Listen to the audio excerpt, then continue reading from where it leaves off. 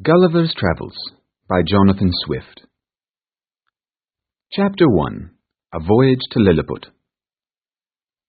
All my life I have wanted to travel. As a young man, I studied to be a doctor, but the only thing I dreamed of was to travel around the world and see new lands. Finally, the chance came to travel when I was employed as a surgeon upon a ship that was making a voyage to the South Seas. We left England on May 4th, 1699, and our first voyage was very successful. Unfortunately, however, there was a violent storm. Our ship hit a large rock and was immediately split in half. I don't know what happened to the rest of the men on the ship. I swam as far as I could, and when I was nearly dead from tiredness, I reached land. I couldn't see any houses or people, and I was extremely tired, so I lay down on the grass and fell asleep. When I awoke, it was already the next morning. I tried to stand up, but I wasn't able to move. I was lying on my back, and my arms and legs were strongly tied to the ground, and my hair, which was long and thick, was tied down in the same way. I felt several thin ropes across my body, and I could only look upwards. The sun was beginning to grow hot, and the light was very painful to my eyes. I heard a lot of noise around me. In a little while, I felt something moving on my left leg, which advanced gently over my chest and came almost up to my chin. When I bent my eyes downwards, I saw that it was a human creature less than 6 inches high, with a bow and arrow in his hands. At the same time, I felt at least 40 or more of the little creatures following the first. One of them cried out in a high voice, "Hekina Degul!" The others repeated the same words several times, but I didn't know what they meant. I lay all this time very uncomfortably, until at last I was lucky enough to break some of the strings. At the same time, with a strong pull, which caused me a lot of pain, I managed to loosen the strings that tied down my hair on the left side, so I could turn my head a little bit. The creatures ran away before I could grab them. Then there was a great shout, and I heard one of them cry, "Tolgo, Fonok!" A moment later, I felt hundreds of arrows hit my left hand, which felt like many needles. They shot more into the air, as we do with bombs in Europe, and some fell on my face, which I immediately covered with my left hand. I thought it would be best to lie still until night, when, my left hand being already loose, I could easily free myself. I believed I would have no trouble fighting against the greatest armies they could bring against me if they were all the same size as the creatures I saw. But things happened differently. When the people saw I was quiet, they stopped attacking me. Near my right ear, I heard a knocking sound for about an hour. Then I turned my head that way. I saw that they had built a tiny wooden stage with a little ladder to climb onto it. Soon a man went up onto it who seemed to be a very important person. He was no taller than my middle finger. He made a long speech directed at me. Though I could not understand it, I tried to tell him that I wouldn't harm the people and that I agreed to all conditions of peace. I was extremely hungry and attempted to communicate this by putting my finger on my mouth to show that I wanted food. The man understood me very well. He climbed down from the stage and commanded that several ladders should be put against my body, which over 100 of the people climbed up. They walked towards my mouth carrying baskets full of meat and bread. I took 3 loaves of bread at a time, which were about as big as rifle bullets. The people supplied me with as much food as they could, amazed at my size and appetite. I then made another sign that I wanted something to drink. They brought one of their largest barrels, rolling it towards my hand. I drank it in one mouthful, and it tasted like delicious wine. They brought me a second barrel, which I drank in the same way. When I had finished, they shouted for joy and danced upon my chest. I confess that I often wanted to grab 40 or 50 of the first ones that came in my reach and throw them onto the ground. But the memory of the promise of peace I had made to them sent these ideas out of my mind. Besides, they were now treating me kindly and with great generosity. How could I break the rules of hospitality? After I finished eating, a messenger from the emperor appeared. He climbed up my leg and walked forwards up to my face with about 12 other people. He spoke to me for 10 minutes, often pointing forwards, which, as I afterwards found out, was towards the capital city, where it had been agreed by the emperor that I must be brought. I made signs with my free hand to express that I wished to be free. It appeared that he understood me, for he shook his head and used his hand to express that I must be carried as a prisoner. However, he made other signs to let me know that I would have enough to eat and very good treatment. 500 carpenters and engineers began to prepare the greatest vehicle they could make to carry me to the city. It was a frame of wood raised 3 inches from the ground, about 7 feet long and 4 feet wide, moving upon 22 wheels. 900 of the strongest men were brought to lift me onto it with ropes and pulleys, and in less than 3 hours I was raised and placed into the machine and tied up tightly in it. 1,500 of the emperor's largest horses, each about 4.5 inches high, pulled me towards the city. All this I was later told, for while the whole thing was happening, I lay in a deep sleep, caused by a sleeping drug put into the wine I had drunk. Chapter 2. The War against Blefuscu. Near the emperor's palace was an ancient temple, the largest in the whole kingdom. It was decided that I would live there. The king's workers put 400 chains through a window of the temple, like those that hang from a lady's watch in Europe, which were locked around my left leg with 50 padlocks. Over 100,000 inhabitants came to see me, and about 10,000 of them climbed onto my body with the help of ladders. But a law was soon made by the emperor to forbid this. When the workmen decided that the chains were strong enough and that it was impossible for me to escape, they cut all the strings that tied me down. I stood up, feeling very sad. The chains that held my left leg only allowed me to walk backwards and forwards a little bit, and to crawl into the temple and lie down when I wanted to sleep. Then the emperor came to visit me. He was a handsome, elegant man, slightly taller than the rest of the people, almost as tall as my middle finger. He tried for 3 hours to speak with me, and though I spoke with him in all the languages I knew, we could not understand each other. After he left, some strong guards stayed near me to protect me from the crowds of people. They all came as close to me as they could, and some of them shot their arrows at me as I sat on the ground by the door of my house. But the guards ordered 6 of the bandits to be seized and decided the best punishment for them was to be put, tied up, into my hands. I put 5 of them into my coat pocket and made a face at the 6th as if I wanted to eat him alive. The poor man was terrified, and the army and guards were afraid, especially when they saw me take out my penknife. But they felt relieved when I cut the strings the man was tied up with, set him gently on the ground, and he ran away. I treated the rest in the same way, and I saw that the soldiers and the people were very pleased by my kindness. The emperor spent a lot of time talking about me with the wise men of his court. They discussed what could happen if I broke loose, and that feeding me would be very expensive and might cause a famine in the land. Sometimes they decided to starve me, or at least to shoot me with poisoned arrows, which would kill me, but they considered that the smell of so large a dead body might produce sickness in the kingdom. In the middle of these discussions, several officers of the army went to the emperor and described my recent behavior towards the 6 criminals, which made a very good impression on the emperor. He said that every morning all villages in the kingdom had to deliver 40 sheep, 30 oxen, and other food for my meals, as well as a large quantity of bread, wine, and water. He also ordered 600 people to serve me, who lived in tents built on each side of my door. 6 of the greatest scholars of the country were ordered to teach me their language. In about 3 weeks I had made great progress in learning their language. The emperor was very pleased and often came to talk with me. The first thing I managed to communicate to him was my desire to be free, which I repeated every day on my knees.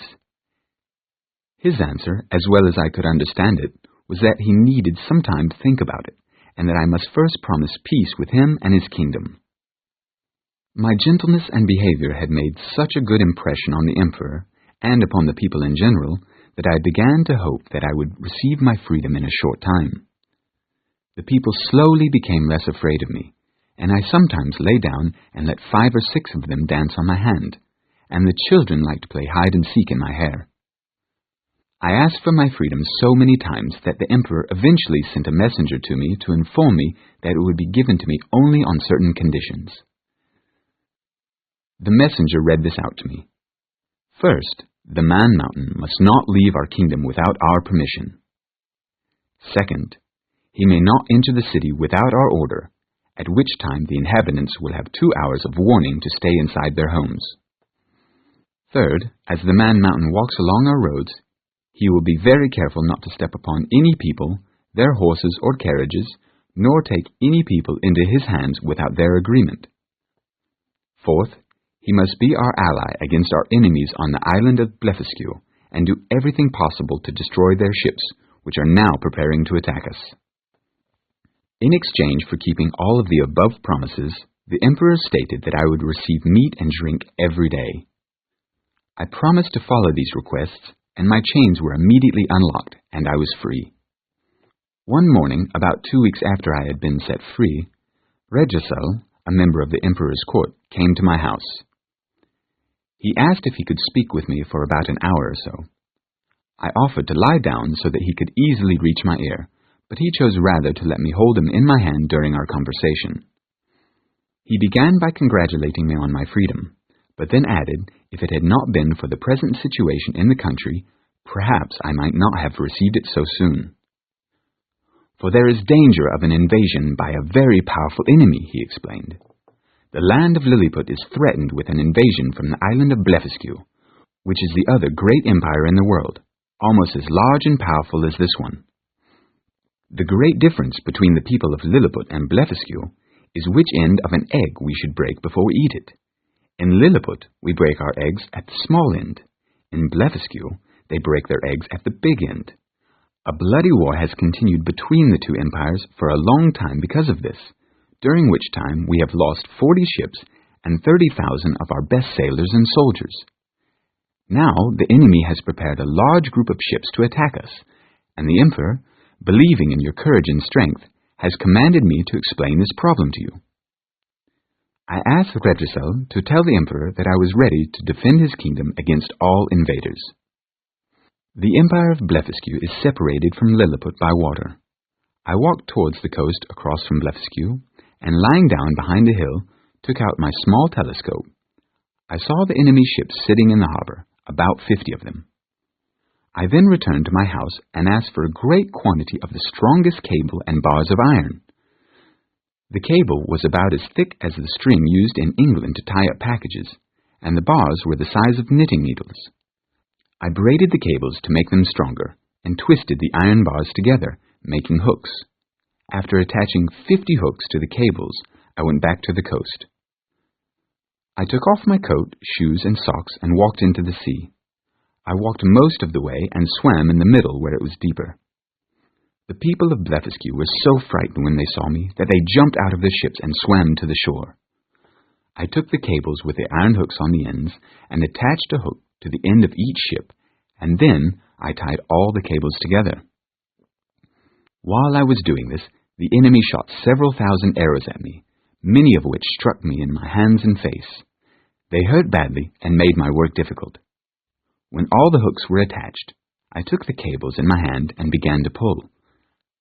I easily pulled all 50 of the enemy's largest warships after me as I swam back through the water to Lilliput. When the inhabitants of Blefuscu saw me begin to pull their ships away, they screamed with grief and despair. I pulled the ships through the water and arrived safely at the royal port of Lilliput. Chapter 3. Fire in the Palace. The emperor and the inhabitants of Lilliput were excited to see me arrive in the port with all of their enemies' warships pulled behind me. The emperor gave me the title of Nardak, which is the highest title of honor among them. Soon after this, however, the emperor informed me that he would like me to bring all the rest of his enemy ships into his port. He seemed to want to make the whole empire of Blefuscu into part of Lilliput, to destroy all the big Indians, as the people of Blefuscu were called, and to force people to break the smaller end of their eggs, by which he would be the only emperor of the whole world. I attempted to change his mind about this, and protested that I did not wish to bring free people into slavery. This decision of mine was so opposite to the plans and the desires of the emperor that he could never forgive it. He mentioned it to his council, where some men, who were my secret enemies, agreed with his statements. A while later, I was woken at midnight by the cries of many people at my door. The people begged me to come immediately to the palace, where the emperor's apartment was on fire. I walked quickly to the palace, careful not to step on any people. Ladders had already been put against the walls, and the people were using buckets full of water to try to put out the fire. But the water was far away, and the buckets were too small. The situation seemed hopeless, and this magnificent palace would definitely have burned to the ground if I had not suddenly had an excellent idea. The evening before, I had drunk a lot of wine, and I had not released any of it yet. The wine had produced a large amount of urine, which I released in such a quantity and applied so well to the proper places that in 3 minutes the fire was completely put out, and the beautiful palace saved from destruction. I returned home, sure that the emperor and his wife would be very thankful to me for what I had done. But I was wrong. I learned a short time later that the empress was extremely unhappy, and that in Lilliput it was considered a crime to make water anywhere near the palace. The empress believed her apartment was now so dirty that she refused to live there in the future. It was soon after this adventure that I received a visit from a member of the emperor's court who had become a good friend of mine. He came to my house at night, alone. Because of the great respect he had for me, he wished to warn me of a private plan which had been forming for 2 months against me at court.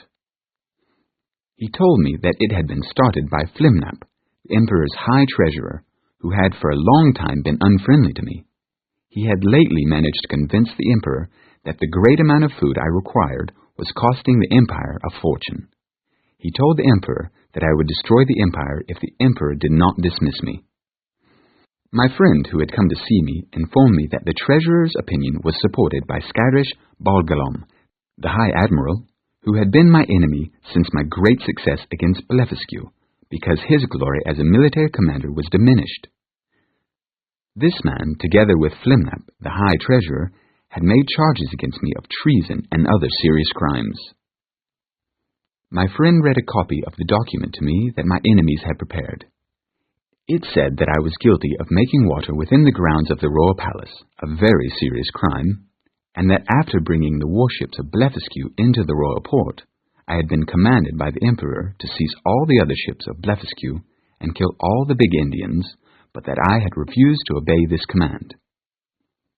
My friend told me that during the discussions about me, the emperor often defended me, reminding the court of the good things I had done for him, but the treasurer and the admiral insisted that I should be killed by setting fire to my house at night or with poisoned arrows shot by 20,000 men. The emperor, being against such a cruel and painful method of punishment, wished for some other method to be used. He decided that a gentler way would be to slowly decrease the amount of food given to me, so that I would grow weak with hunger and die in a few months. Immediately after my death, 5,000 or 6,000 Lilliputians might, in 2 or 3 days, cut the flesh from my bones, take it away in carts, and bury it somewhere far away, leaving the skeleton as a monument for the future. After warning me about this, my friend had to return home as secretly as he had come. I remained alone, feeling very frightened. I thought constantly about what I should do. It occurred to me that I was so large compared to the Lilliput population that I would surely win if I attacked them, and I might easily throw stones at the city and destroy it entirely. But I soon rejected this idea with horror, remembering the promise of peace I had made to the emperor long ago, and the favors I had received from him, and the high title of Nardak he had given me. I decided that the only option remaining was to try to escape from Lilliput and return to England. Since I was free now to walk around as I pleased, I began to take daily walks to the beach and look out at the sea. I remained in a friendly and cheerful mood at all times, so that no one would be suspicious, though I was very unhappy within myself. It was during one of these walks along the coast that I suddenly noticed, to my great surprise and joy, something that looked like a boat overturned in the sea. I took off my shoes and socks and went out to it and saw that it was a real boat, which must have been driven away from a ship by a storm. It was in very good condition and not damaged. I set sail in this boat on the 24th of September, 1701, very early in the morning, careful not to let anyone see me leave. 2 days later, I saw a ship sail on the horizon. By late evening, I came up next to the ship and saw that it was English. It's not easy for me to describe the joy I felt with the hope of once again seeing my beloved country. It was an English merchant ship returning to England from Japan through the South Seas, and the ship's crew welcomed me on board. We arrived in England on the 13th of April, 1702. During the journey, I tried to describe the land of Lilliput from which I had just come, but the captain and crew, when listening to my descriptions, thought I was crazy, and that the dangers I had experienced had disturbed my head.